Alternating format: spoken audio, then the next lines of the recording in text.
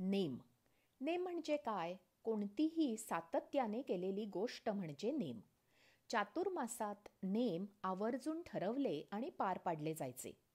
अंगी नम्रता, समर्पित भावना यावी, सौजन्य यावे म्हणून नेम केले जात. त्यात काही आधुनिकता आणता आली, बदल करता आला तरी छान. नेमात 3 दिवसापेक्षा जास्त खंड पडू नये. शक्यतो रोज अंघोळ झाली की आणि जेवायच्या आधी 12च्या आत नेम म्हणून ठरवलेली गोष्ट करावी असा प्रघात आहे. अर्थात काही गोष्टी संध्याकाळी केल्या तरी चालतात. पूर्वापार चालत आलेले काही नेम. 1. तुळशी किंवा दारापाशी रांगोळी काढणे. 2. कृष्णाला किंवा विठोबाला तुळस वाहणे. 3. कृष्णाला लोणी साखरेचा नैवेद्य दाखवणे. 4. विष्णू सहस्त्रनाम म्हणणे. 5. गीता, गजानन विजय 1 अध्याय वाचणे. 6. कोणत्याही ग्रंथाचे क्रमवार वाचन चातुर्मासात पूर्ण करणे. हे एकट्याने किंवा समूहात केले जाते, जसे दासबोध, ज्ञानेश्वरी, एकनाथी भागवत, रामायण इत्यादी. 7. नियमित देवळात किंवा मठात जाणे. 8. जपाच्या ठराविक माळा किंवा जपसंख्या पूर्ण करणे. 9. 2 वेळच्या जेवणाव्यतिरिक्त अधेमध्ये काहीही न खाणे. 10. फक्त घरात शिजवलेलेच अन्न खाणे. 11. दिवसाचा ठराविक वेळ मौन पाळणे, जसे जेवेपर्यंत न बोलणे किंवा संध्याकाळी देवापुढे दिवा लावला की झोपेपर्यंत मौन बाळगणे इत्यादी. 12. रोज एका सुवासिनीची तांदूळ सुपारीने ओटी भरणे. उद्यापन करताना खणा नारळाने ओटी भरणे. 13. चातुर्मासात अधिक महिना आला तर प्रत्येक महिन्यात क्रमाने पंचामृतातील एक पदार्थ न खाणे, म्हणजे दूध, मग तूप, दही, साखर, मध 1 महिना न खाणे. 14. महादेवाला रोज बेल वाहणे.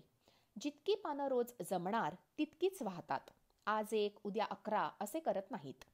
बेल झाडावरून तोडला की तो 3 दिवसात वाहतात. फाटलेली पाने वाहू नयेत. शाळुंकेला म्हणजे पिंडीला स्त्री नव्हे पुरुषांनीही ओवळ्यात स्पर्श करू नये. देवळात स्त्रियांनी पंचांग म्हणजे डोके टेकून नमस्कार करावा. बेल वाकून वाहावा, मांडी घालून नाही. 15. गणपतीला दुर्वा वाहणे. दुर्वा नीट निवडून वाहाव्यात.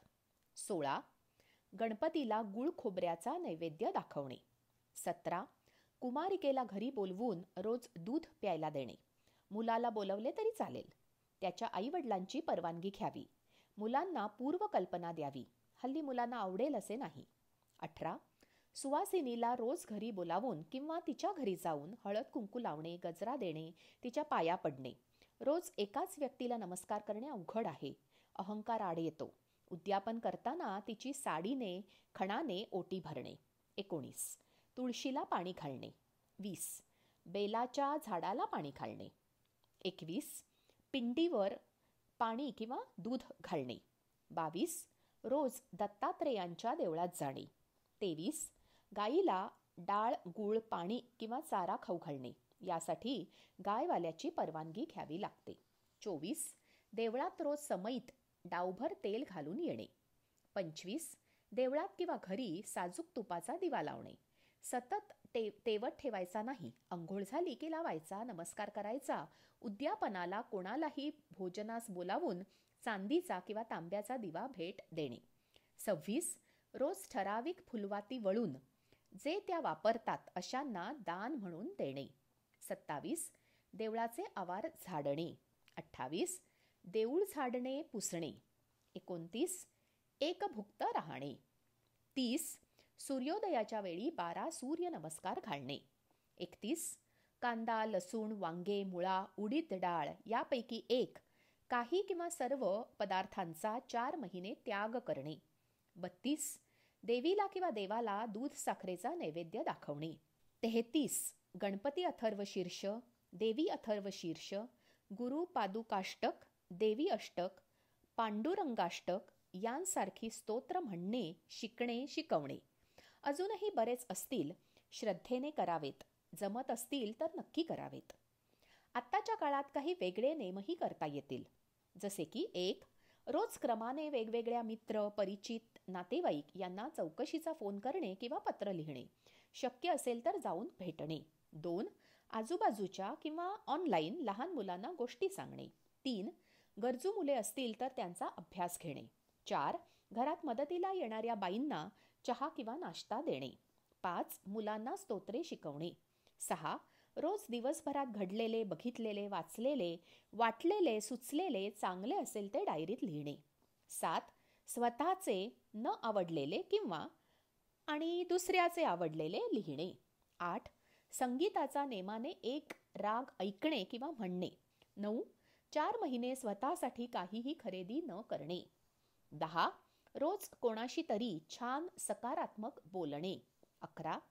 रोज थोडा वेळ भरतकाम, विणकाम, शिवणकाम, गाणं यापैकी काहीही करणे. भरतकाम, रंगकाम करून ते ओळखीच्या लोकांना देणे. 12. पणत्या, छोटे फ्लॉवर पॉट किंवा शोभेच्या वस्तू आणून त्या रंगवणे आणि दिवाळीच्या वेळी सर्वांना भेट म्हणून देणे.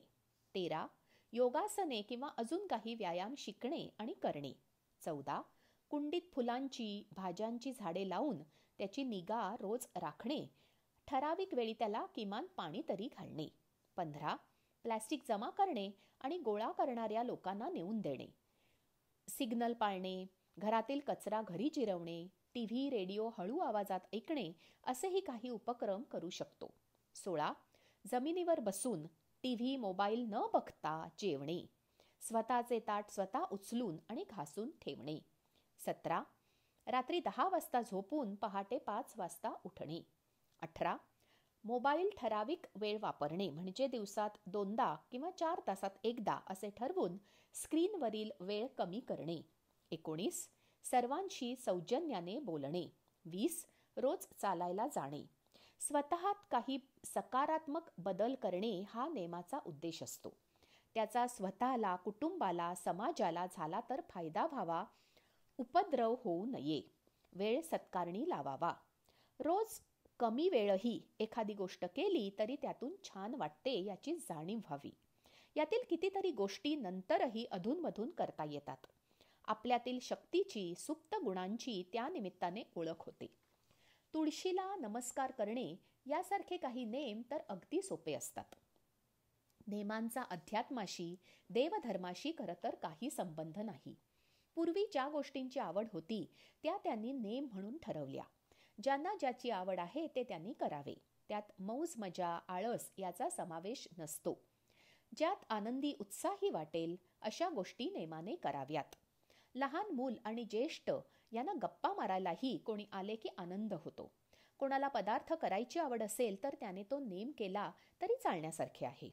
सामाजिक संस्थांना, ज्येष्ठांना, नातेवाईकांना, मैत्रिणींना, शेजाऱ्यांना माफक शुल्क आकारून चटण्या, लोणची, मसाले, सुपाऱ्या, लाडू, वड्या, चिवडा त्यांच्या मागणीनुसार देता येईल. झबली, गोधड्या शिवून देता येईल. याची समाजाला गरज आहे. पैसे देऊनही आज या गोष्टी हव्या तशा मिळत नाहीत. दुकानात मिळणारे पदार्थ बऱ्याचदा तिखट, मसालेदार, शिळे, तेलकट, प्रिझर्वेटिव्ह घातलेले असल्याने बऱ्याच लोकांना खाता येत नाहीत. अनाथाश्रमात किंवा एखाद्या वस्तीत जाऊन दूध वाटप किंवा खाऊ वाटप करता येते. तिथे जाऊन मुलांचा अभ्यास घेतला, गोष्टी सांगितल्या, गाणी शिकवली तर त्याची गरज आहे.